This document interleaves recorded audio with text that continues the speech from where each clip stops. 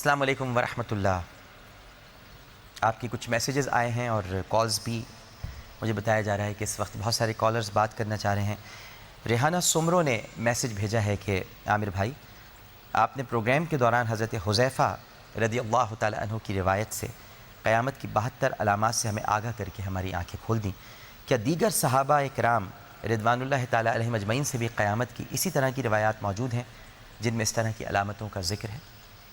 جی بالکل میری بہن، حضرت حذیفہ رضی اللہ تعالی عنہ کے علاوہ دیگر اصحاب سے بھی ایسی روایات موجود ہیں، جیسا کہ کنز العمال میں حضرت عبداللہ بن مسعود رضی اللہ تعالی عنہ بیان کرتے ہیں کہ نبی کریم صلی اللہ علیہ وآلہ وسلم نے مجھے مخاطب کرتے ہوئے فرمایا، اے ابن مسعود، قیامت کی کچھ علامتیں اور نشانیاں ہیں، اور سنو کہ قیامت کی ایک علامت یہ بھی ہے کہ بیٹا غصے والا ہوگا، بارش گرمی بن جائے گی اور برے لوگ سیلاب کی طرح پھیل جائیں گے۔ اے ابن مسعود، قیامت کی ایک علامت یہ بھی ہے کہ جھوٹے کو سچا اور سچے کو جھوٹا کہا جائے گا۔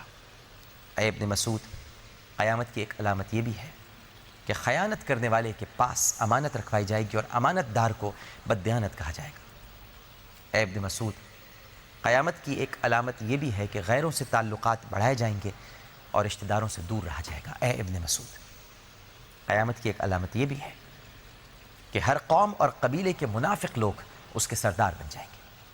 اور اے ابن مسعود، قیامت کی ایک علامت یہ بھی ہے کہ مسجدوں کو سجایا جائے گا اور دل ویران ہو جائیں گے۔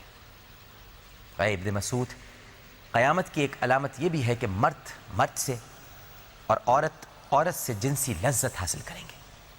اے ابن مسعود، قیامت کی ایک علامت یہ بھی ہے کہ دنیا کے اجڑے ہوئے حصوں کو آباد کیا جائے گا اور آبادی کو اجاڑ دیا جائے گا۔ اے ابن مسعود، قیامت کی ایک علامت یہ بھی ہے کہ گانا بجانا عام ہو جائے گا اور شراب پی جائے گی۔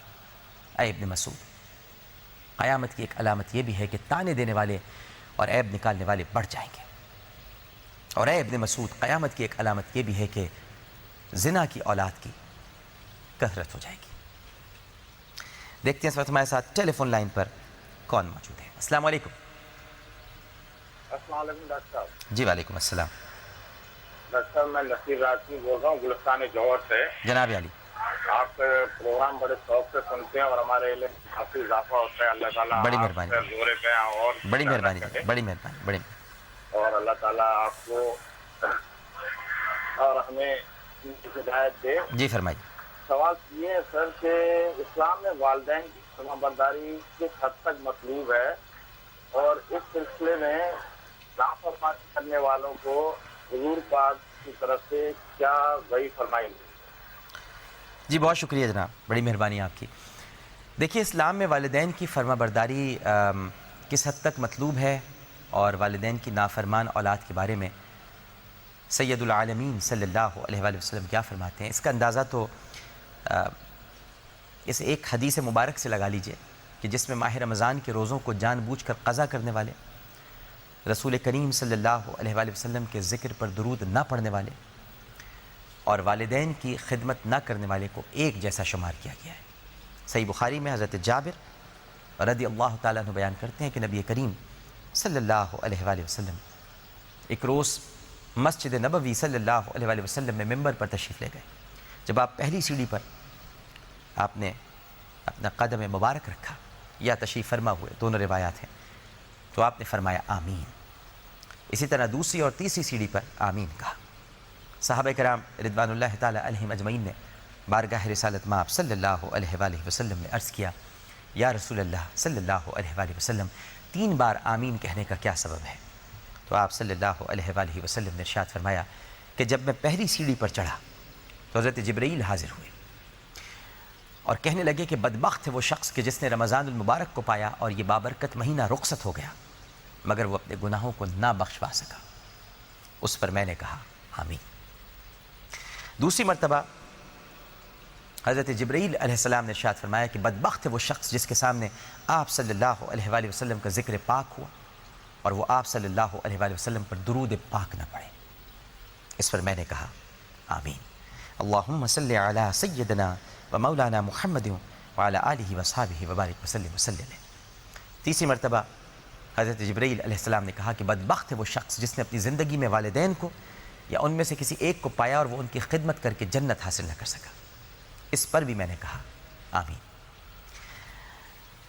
اب آپ اس حدیث مبارکہ سے بخوبی اندازہ لگا سکتے ہیں کہ اسلام میں والدین کی نافرمانی کی کیا سزا ہے، کہ بد دعا دینے والے سید الملائکہ ہیں اور بد دعا پر آمین کہنے والے سید الانبیاء ہیں۔ اندازہ لگا لیجیے۔ ایک اور ایس ایم ایس پروگرام میں شامل کر لیتے ہیں، تھوڑا سا وقت رہ گیا ہے۔ جنید رضا کوہاٹ سے ان کی ایس ایم ایس آئی ہے کہ ڈاکٹر صاحب مجھے آپ سے یہ پوچھنا ہے کہ کیا صرف اپنے والدین کی زندگی ہی میں ہم ان کی کوئی خدمت کر سکتے ہیں، یا مرنے کے بعد انہیں نفع پہنچانے کا کوئی طریقہ ہے یا نہیں؟ آپ ہمیں ایس ایم ایس اپنے بھیج رہے ہیں، اس کا طریقہ تو آپ کو پتہ ہی ہے کہ AAA لکھنے کے بعد اسپیس دے کر آپ 4646 پر سینڈ کر دیتے ہیں، اور اپنا نام اور شہر کا نام بس ضرور لکھ دیا کیجیے۔ اس کے علاوہ آپ کالز کر سکتے ہیں 0900-102-79 پر، براہ راست بھی کر سکتے ہیں 009-221-322-10127۔